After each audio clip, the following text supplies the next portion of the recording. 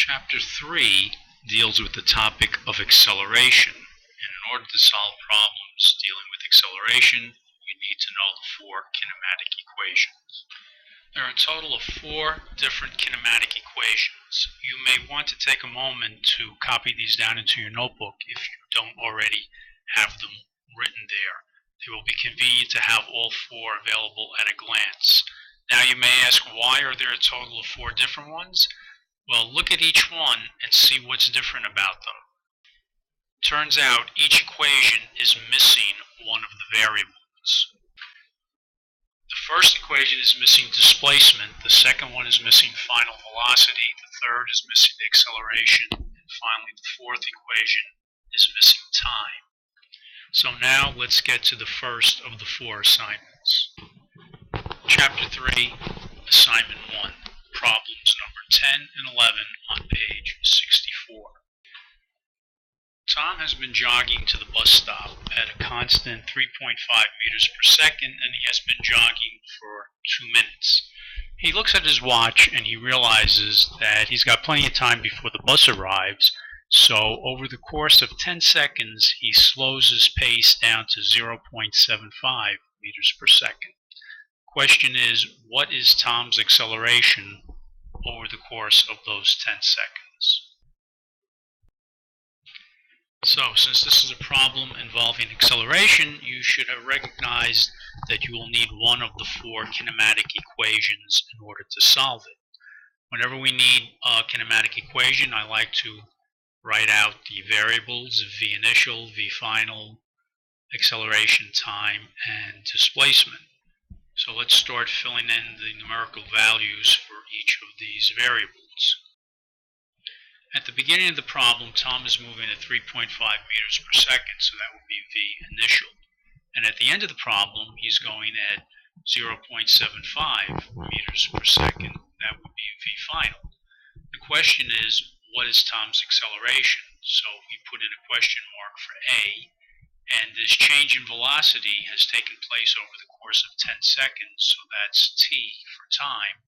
What about displacement? They don't tell us anything about displacement, so I put an x because it's missing. Now, don't get confused by the term missing. You might argue the acceleration is missing because they don't tell it to us, but no, it's not missing. Acceleration is what you're trying to solve for, so the equation must contain the variable a. Displacement, on the other hand, they neither tell us the value of the displacement nor do they ask us to solve for it.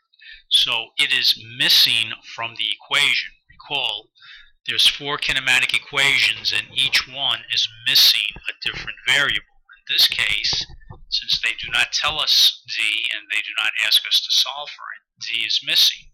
So look at your list of 4 kinematic equations and select the one which does not have the variable d in it.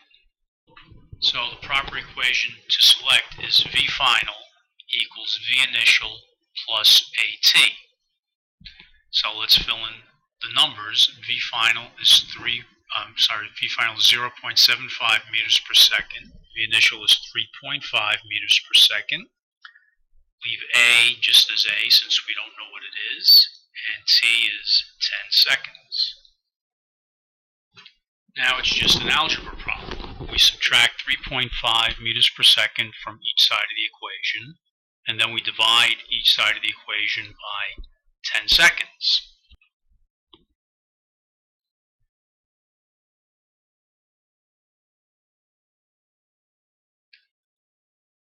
So after we do the arithmetic, we find that negative 0.275 meters per second squared is equal to the acceleration. Remember what the negative sign means. It's negative because Tom is slowing down. Problem number 11. The rate of continental drift is 1 centimeter per year. What if that rate were to slow down to 0.5 centimeters per year over the course of 1 year? What would the acceleration be? Well, since this involves acceleration, we again recognize we need to use a kinematic equation. So the first thing we should do is list our variables as we did in the previous problem.